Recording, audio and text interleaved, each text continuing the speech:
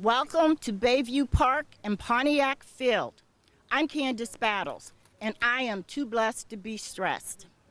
We'd like to thank everyone who has joined us here physically, and I also like to thank those who joined us today virtually. We're here at Pontiac Field today to bring many dreams alive. This is in the middle of what was known as New Jerusalem. Now we are part of the Our West Bayfront and the West Bayfront Neighborhood Watch.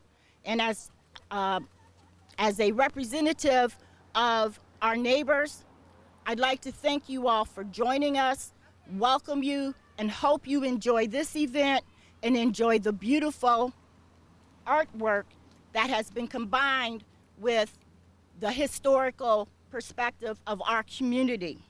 The Our West Bayfront seeks to improve the quality of life in the West Bayfront by promoting civic involvement, thoughtful development, historical preservation, and neighborhood pride. Part of that pride is being able to be here and have the great-great-grandson of Lavelle Pitch Harden, who is joining us today with his family member. If Lavelle and walk over and we could have a hand for Lavelle for joining us. The future is what our community is about. That's the purpose of the work that we do here. I'd like now to ask the Honorable Mayor Joe SCHEMBER to come up to the podium, and thank you all. Thank you very much. I'm very honored to be here today. It's a very, very exciting day. It's important for us to recognize and celebrate the accomplishments and all the contributions of Erie's African American residents. Our younger generation should know their stories and honor those who made Erie better. This artwork behind me is a wonderful tribute to Pontiac's Negro League baseball team, which played in Erie from 1936 to 1956. One of the players was center fielder Sam the Jet Jethro, who became a major league pioneer.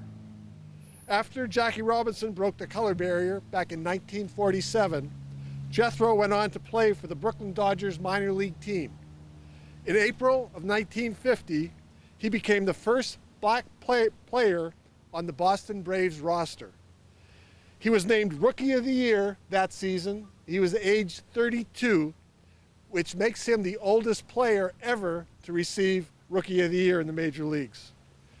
After his very successful baseball career, Jethro settled in Erie, where he served as a bartender at the Pope Hotel, played for the city's semi-pro Pontiacs, and opened Sam Jethro's Steakhouse over on Parade Street.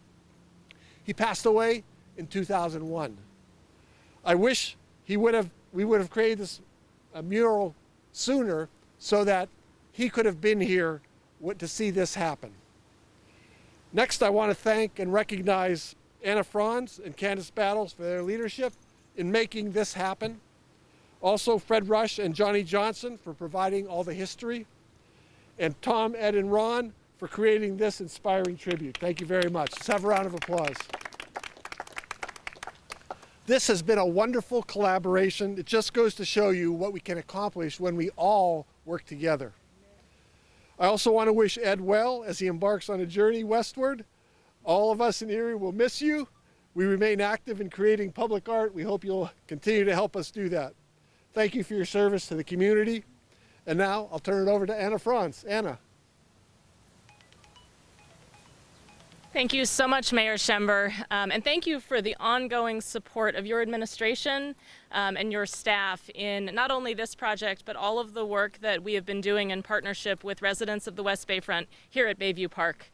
This piece of art, the Pontiac's mural, is one piece of a larger effort that's been going on since 2017 to reimagine this park, Bayview Park, which offers beautiful views, but also a lot of different opportunities for people to come out and come together. And we've been working together with the city to make those opportunities even better. I want to thank the residents of the West Bayfront for being a part of the creation of this mural, in particular Mr. Rush and Mr. Johnson. Their insights, their conversations with the artists really helped to, I think, bring the history alive, not only in the creation of this piece, but the work that they've been doing for years to increase the understanding of Erie's African American history, at Pontiac Field and throughout the city. So thank you so much to all of the residents. I also want to thank the funders who have made this mural possible. Erie County Gaming Revenue Authority, Erie Arts and Culture, we have Patrick Fisher here today, who provided not only funding but some guidance on how to make this project a reality. Great Lakes Insurance, which provided help with the installation, and also residents and community members from the West Bayfront community who contributed on Erie Gives Day 2 years ago. That funding was put to use to make this project happen. So thank you. And finally, I want to thank the artist team, Ron, Ed, and Tom. I think you guys have just done an amazing job of really bringing to life the vision that we all had for what this piece would be. You delved more deeply into the history than I ever would have imagined, helping us, I think, increase understanding of that history. You talked with people, you took the time to really dig in, and I think that shows in the piece. And one of the things that when I was looking back on that process that really came out for me is it's a mural showing sports figures. This is a baseball field. But to me, what I heard over and over again from Mr. Rush and Mr. Johnson is that it wasn't just about the sports, it's about the community. The games that were played here, they were about community members coming together, supporting one another, and getting things done. And that's the work that we try to do at our West Bayfront, and we think Erie is doing more and more, and we're excited to be a part of that. So thank you very much. I'm going to hand it over to Tom FERRARO, one of the artists. Thanks, Anna. And I want to thank everybody as well, our funders. I'd like to thank those who helped us with their contributions in terms of history, particularly Fred and Johnny. Ed and I sat and we spent several hours having conversation, not just about baseball, but really what life might have been like back in the 30s and 40s on this site here. And there is just so much history that I didn't realize. My history with the field came in about the 60s. So the Pontiacs were long gone, but there were other teams that sort of took their place. I was here as a bat boy, and I could just remember the kind of the nostalgia of what it was like. Back at that time, kids just flocked to ball fields to play baseball, sandlot games. From the history of what Johnny and Fred told us, this field was lined with spectators, as many as 2,000 spectators, and they sort of formed a ring around the field, kind of a built-in fence around the field that provided entertainment for the community and the city as a whole. The Pontiacs made this their home, but they really made their mark all over the tri-state area. The players, many of them coming out of the Cleveland Buckeyes, settled in Erie, as Mayor SCHEMBER noted in his comments.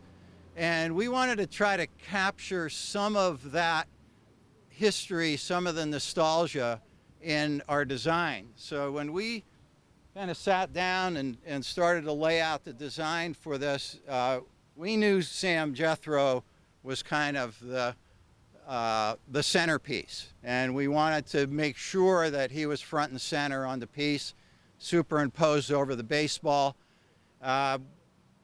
We also talked a lot with Fred and Johnny about baseball in general today as it stacks up against sports like football and basketball, which and then the advent of soccer. So it seems that baseball's maybe diminished a little bit, and we kind of wanted to bring it back in terms of showing some history with the connections to the Cleveland Buckeyes and then the Cleveland Indians with Satchel Paige, and then bring it to more contemporary, to the Erie Seawolves. So, we know that Erie has a long history, both from sandlot to professional baseball, and that's really what we wanted to capture here. The font we used were the font from the Pontiacs, from some of their old jerseys. The bats, we just thought, I know Ron and Ed just always felt that that was a kind of a fanned out bats. That was one of our original thoughts. Again, in our conversation with Johnny and Fred, they talked about the Major League Negro Hall of Fame that's in Kansas City. And after our conversation, we sat and I Googled it up, and the facade of that facility has a very similar feel to the bats coming across. So we thought that was kind of cool. Sometimes things just happen by coincidence and they work out really neatly. So that's kind of our story of how it came together.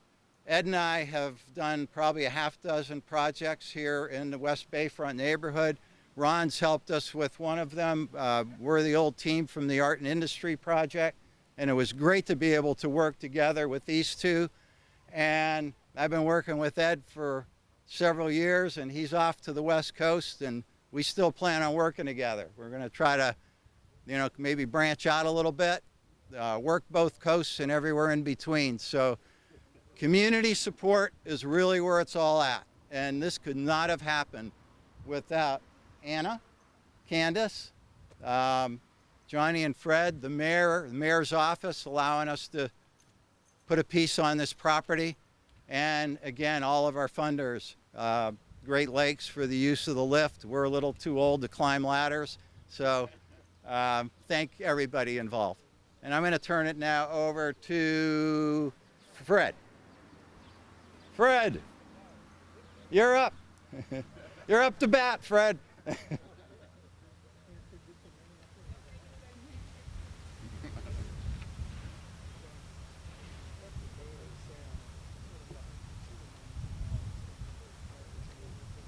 First of all, I'm glad to see this turnout on this great day.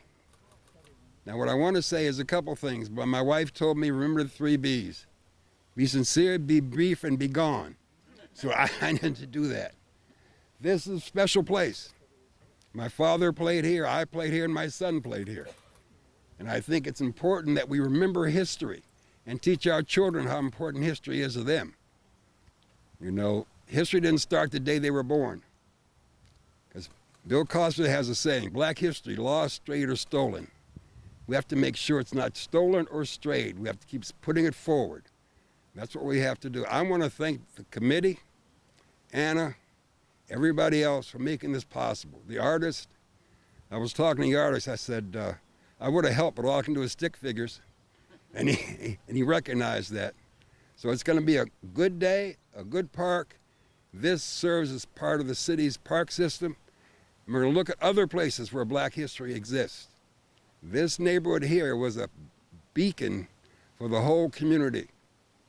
We could live from here up to 4th Street for the black community. You couldn't pass 4th because Millionaire's Row was on 6th Street. So we had zoning restrictions. Hopefully we can overcome that and some other things. But I look forward to this as being a start for a major activity. Johnny and everybody involved deserves credit for what they've done. And let's keep on doing things that show our history. Let's talk about the 22% black sailors around Perry's ship in Battle of Lake Erie. Let's teach our children these things. Thank you very much.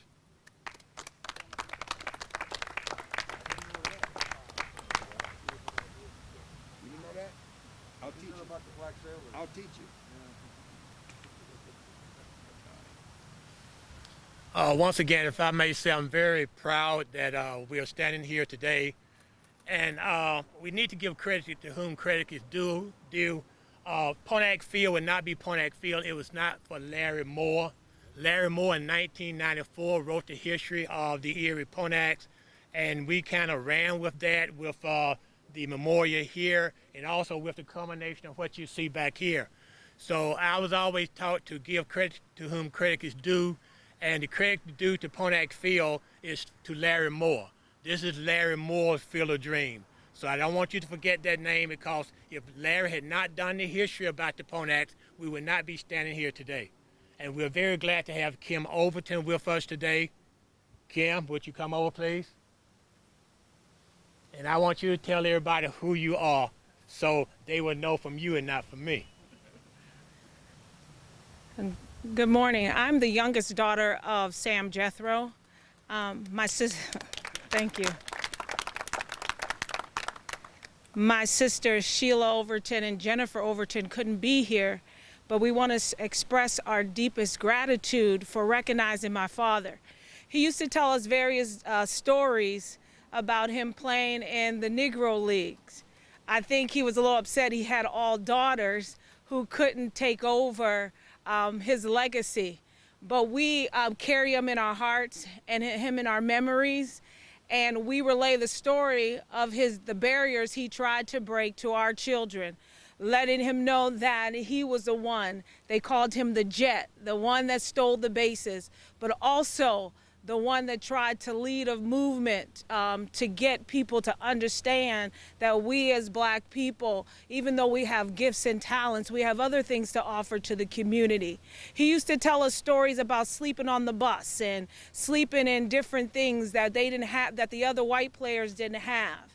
But we just want everyone to know our gratitude and everything. Bishop Brock used to go and meet him, and he used to tell him his stories and convey all those stories. But we just want to thank all of you for recognizing my father with this field and say that my sisters and I are very grateful.